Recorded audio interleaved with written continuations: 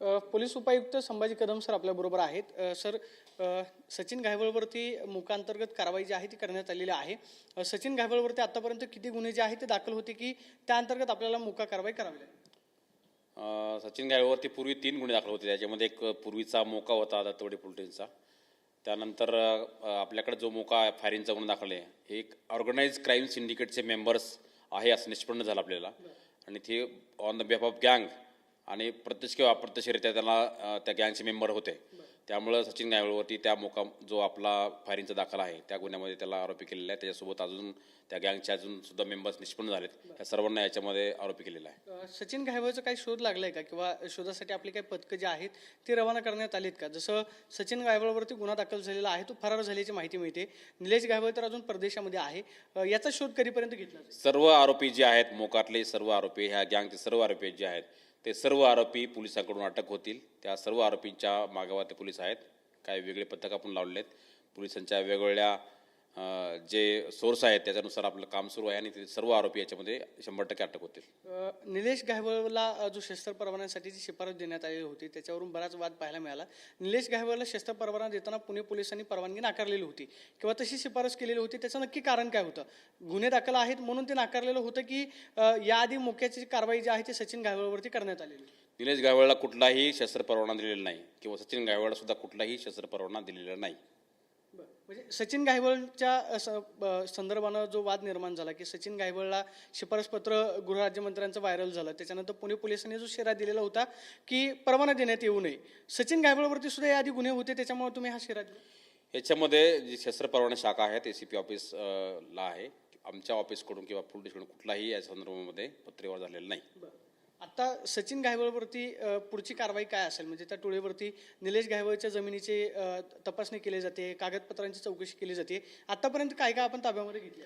मोकाच्या तपासामध्ये जे organise crime सिंडिकेटचे members आहेत, जे ऑन द बिहाफ ऑफ गँग काम करतात किंवा प्रत्यक्ष अप्रत्यक्ष काम करतात, पिक्युनरी गेनसाठी काम करतात, त्याच्यातून काय आर्थिक फायदा घेतात, त्या सर्व गोष्टीचा तपास करत आहेत. याच्यामध्ये प्रॉपर्टीची माहिती असेल किंवा त्यांची बाकीचे बँकची माहिती असेल, त्यांची स्थावर जंगम मालमत्ता असतील, ह्या सर्व गोष्टीचा तपास मोका अंतर्गत अंतर्भूत आहे. त्या दृष्टीने पोलिसांनी सगळ्या जे याच्यातले वेगवेगळे पैलू जे आहेत मोकातले त्या सर्व अँगलनी तपास सुरू केलेला आहे. निलेश घायवळच्या वकिलाचा दावा आहे की कोथरूडमध्ये जो गोळीबाराचा प्रकार घडला त्या प्रकारामध्ये निलेश घायवळचा प्रत्यक्ष कोणताही संबंध नाही किंवा त्या गँगमधल्या तो लोकांना ओळखत नाही.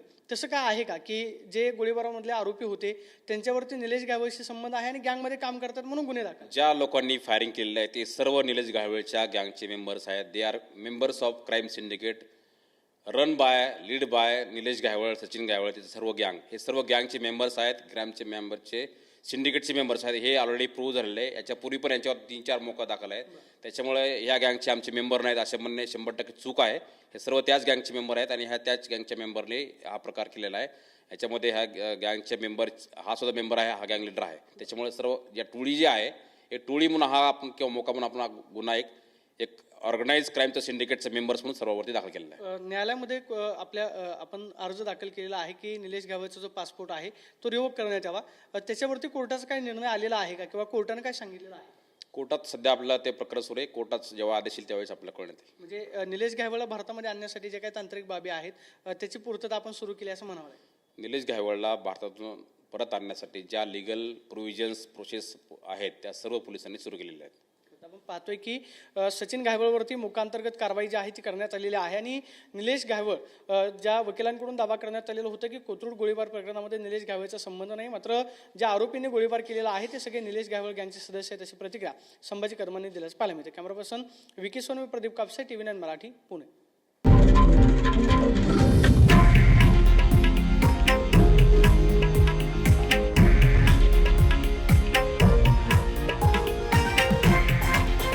हे आहे देशातील नंबर 1 न्यूज नेटवर्क आणि आपण पाहत आहात TV9 मराठी, एकमेव.